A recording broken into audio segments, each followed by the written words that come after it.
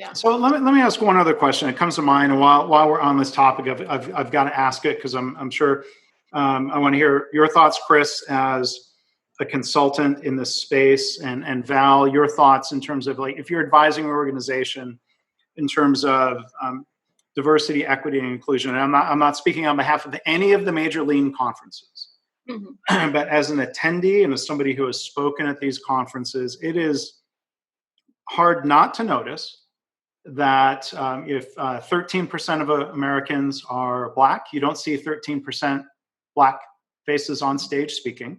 You don't see 51% women on stage.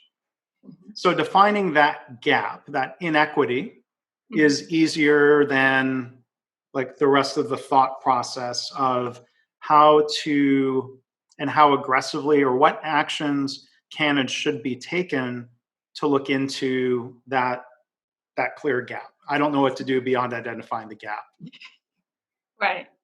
I can jump in here. Please. Part of it, I think, is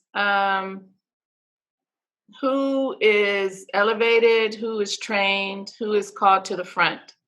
So I think in those spaces, where we will begin is with perhaps one or two, right? We'll begin with one or two, and they will be tokens, and they will probably feel like tokens, right? And so there's a lot of pressure on a token. Does that make sense? That is the one kind of representative, so I can't make a mistake, right? If I get out there, then I represent everybody that's going to come behind me, and if I make a mistake, there's not going to be another chance. Yes. And sorry to interrupt, but that's part of the privilege I have, is that if I go up there and I stink as a speaker, people are going to say Mark was a bad speaker. It doesn't reflect on, well, it was a mistake to invite white men to speak. Right.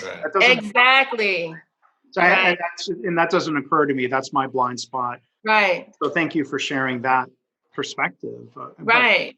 Go well, but so what I'm saying is, so one of the ways that we think about getting around some of that is we do things in cohorts, right? You when we hire in the academy, you bring in a set of people instead of just one person.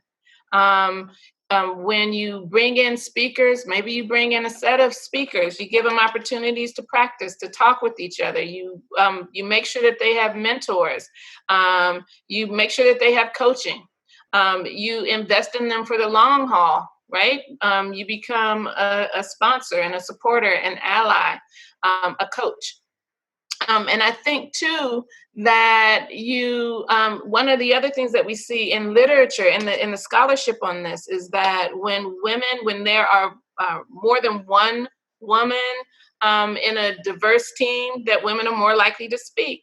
The more isolated a woman is, the more quiet she is likely to be.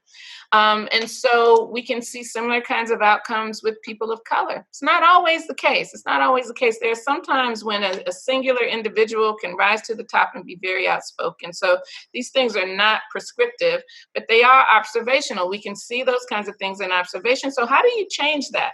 Well, you need to have internships, and you need to make sure that you don't fire your intern because they're 5 minutes late or because of whatever. That means that you're having conversations with this person about what it means to do this and what it means to try. That means when people are quiet, you ask them to speak up and you encourage them and you give them a chance to make a mistake, and the mistake is not deadly. That is one of the privileges of white malehood. It's not for everybody.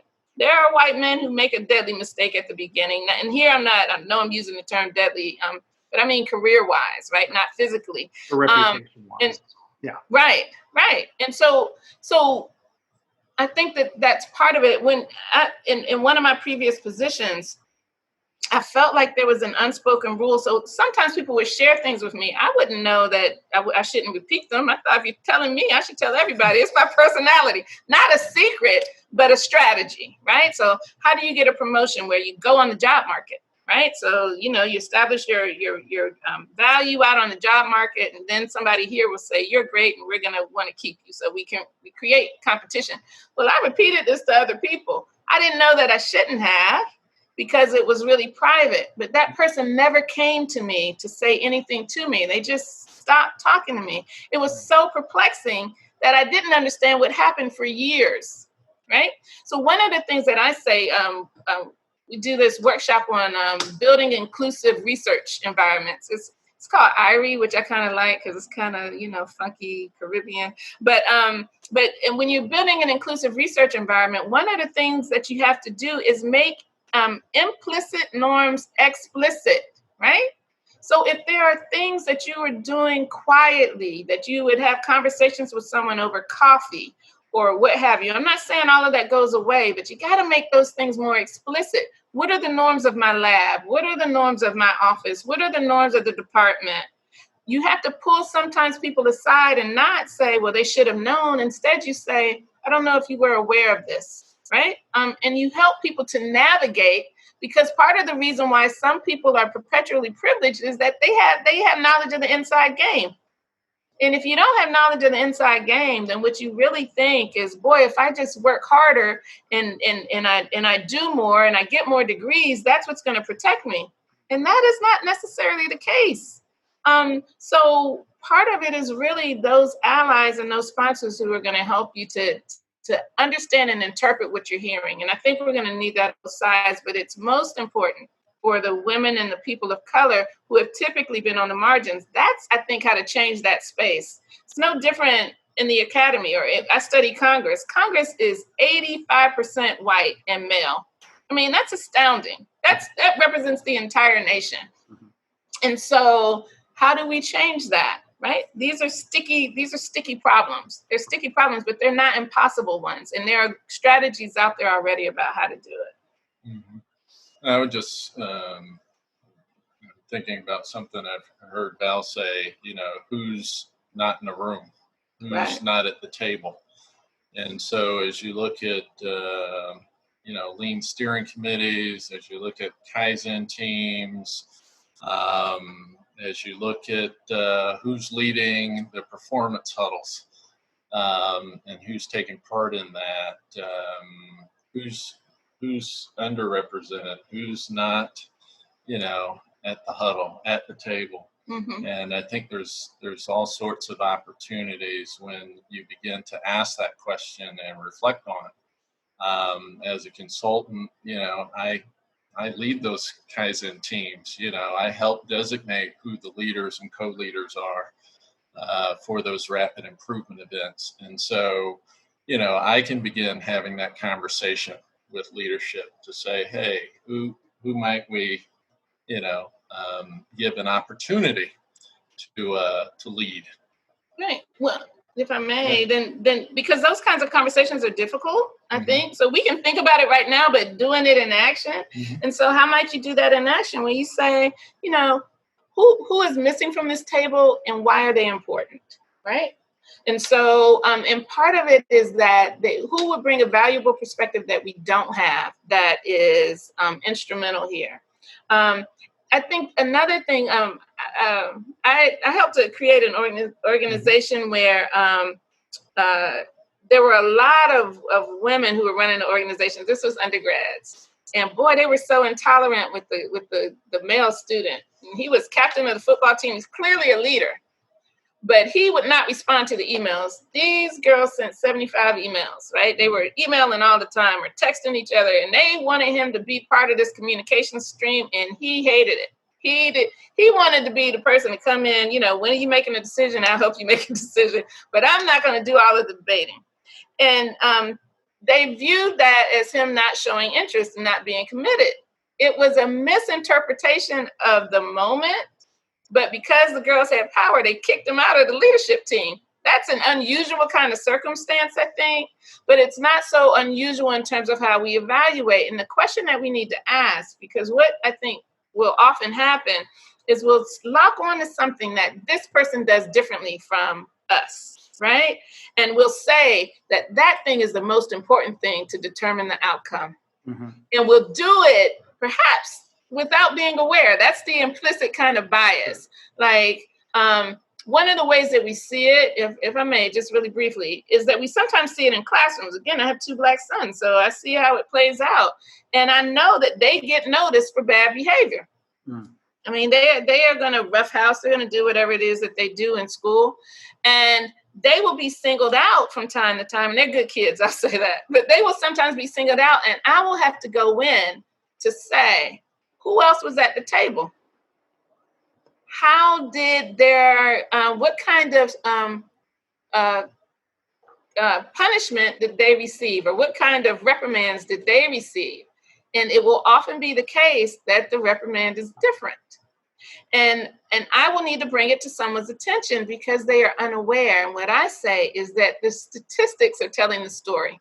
This is not about you individually, but if I look at the statistics of what happens in public school education, it is that Black students are more highly disciplined than white students, that they are more likely to be expelled or suspended or to have other kinds of consequences.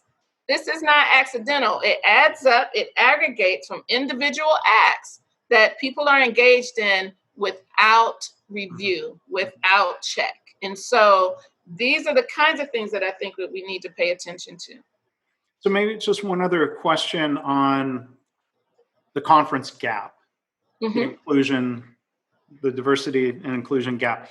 How quick, I mean, like if I were running a conference, well, conferences are happening right now, but a virtual conference, I'm starting a new podcast and I'm looking to get, make sure I don't have blind spots and just invite the white males that I know and work with most. Or let's say in any settings, like, because people will balk at the idea of, let's say, quotas. Like, well, you know, so, but what would you recommend that I'll personalize it. What should I do to make sure the people on stage reflect American society, that the guests that I have out on a podcast reflect society? I'll give credit. I think one conference that has at least made good efforts, I don't know their outcomes, but the Lean Startup Week event run by Eric Ries and others, they've made statements, I can find them on their website, saying we value diversity and we encourage. So how much should we just encourage people of all ethnicities and genders and race and you know, all elements of diversity? Encourage, like specifically say you are welcome, or how much do we have to like actively go out and network and seek out diversity? Is it enough to say like, hey, diversity is welcome versus, and again, Lean Startup Week, I know they've made those. We are going to actively try very hard to find those people because we know they're out there. What, I mean, what would you recommend? What should I do? Again, all personal. What should I hear you. I love the question. And I love some of the insights that you've already provided. So one of them is that how do we end up with homogenous kinds of outcomes? It's because we go to our own networks, and our networks are often fairly homogenous. They're filled with people who remind us of ourselves.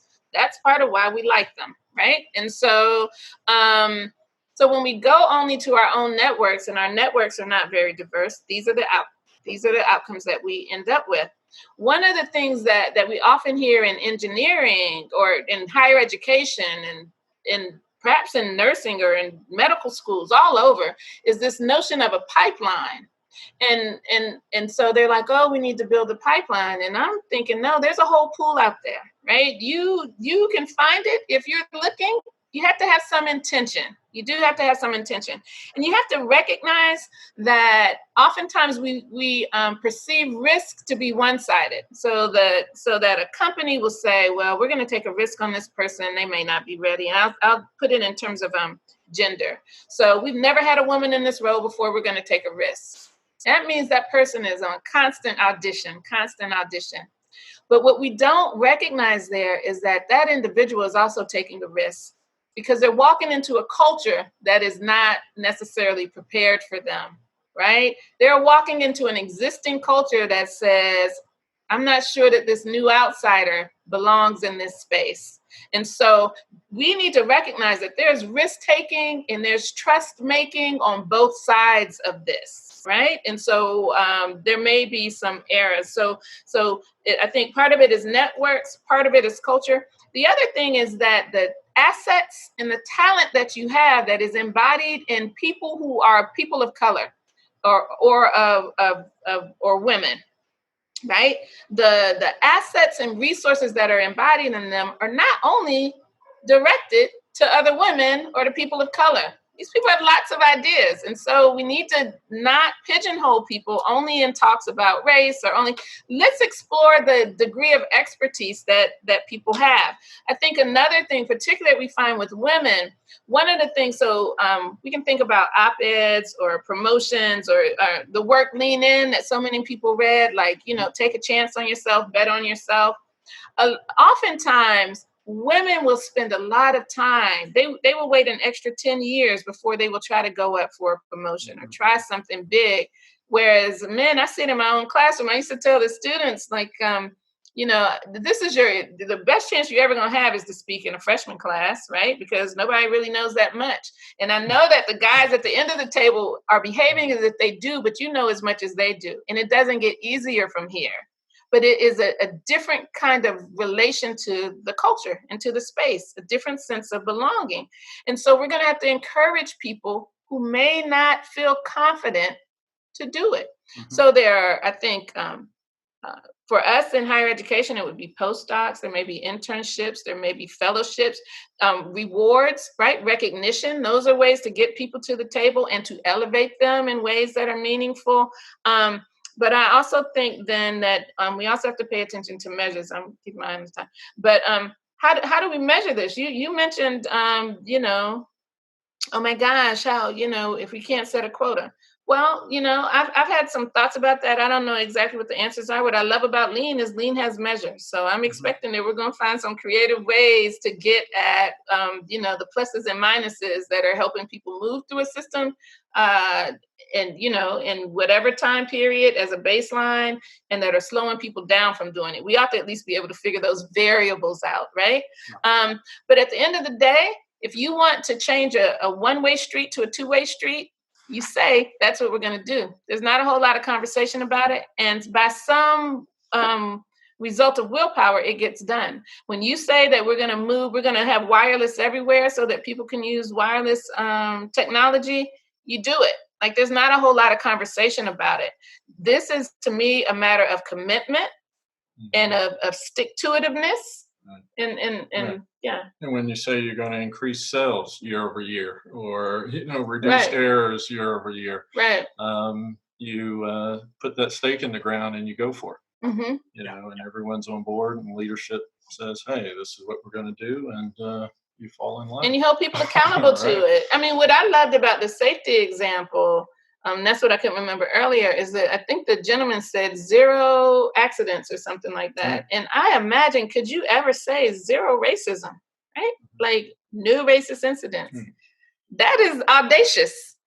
But what if we could set that as a goal? Then we would leverage the resources to get there. Well, that's a wonderful thing about Lean. Perfection is what we're striving to achieve. If you look at, you mentioned earlier, Paul O'Neill, he's a very important leader. I was very fortunate to have met him briefly. He was a guest on the podcast here years ago. When he set that goal of saying at Alcoa, when he was CEO, nobody should get hurt at work. The goal was 0. Did they get to 0 in his time? No. But I'll guarantee they reduced harm far more significantly than if he had been timid and said, well, let's try to get a 5% reduction every year. Right. Kind of incrementalism versus saying, I think I've heard him use phrases like moral obligation, but then there was clearly a business case. Right. And business case not in a direct way, but in an indirect, saying if we get good at safety, we will have what he called habitual excellence. So injuries plummeted, stock price soared. But now at the same time, like, it was fascinating to hear people he worked with recounting stories. He would tell the accountants, don't ever calculate an ROI on something we installed for safety. He's like, then that kills my moral authority. We'll fire you if you do that, right? So he had this balance of, like, yes, it made great business sense, but it's more of a long term. It's the right thing to do, and there's that longer term outcome as a business. It seems like that's the connection to diversity, equity, and inclusion, right? Right. I love it. I think that the moral obligation piece, it really is measured in commitment. This is bigger than these other things. And yeah, I think it's values, right? What are the values that we adhere to? And one thing I would suggest that maybe is helpful in these issues, Mr. O'Neill proved that there were the false trade-offs of people saying we can't afford safety. Mm-hmm. Absolutely not true. People in healthcare are now showing, if anyone would say, well, we can't afford patient safety, false trade-off. Maybe the same thing applies if people say, oh, well, we can't afford diversity, equity, and inclusion. False trade-off. Right. Yeah, right. I would agree. Absolutely. Absolutely. And costly. The illusion of that trade-off is so very costly. The problem with it is that it's in the periphery of our vision, and so we don't necessarily see it. But it accumulates, and it doesn't become less costly over time, and it's even more costly to the people who are in those margins. And so, but it's not without cost for the people who are in the majority. It's not, right? So. You pay me now, you pay me later. So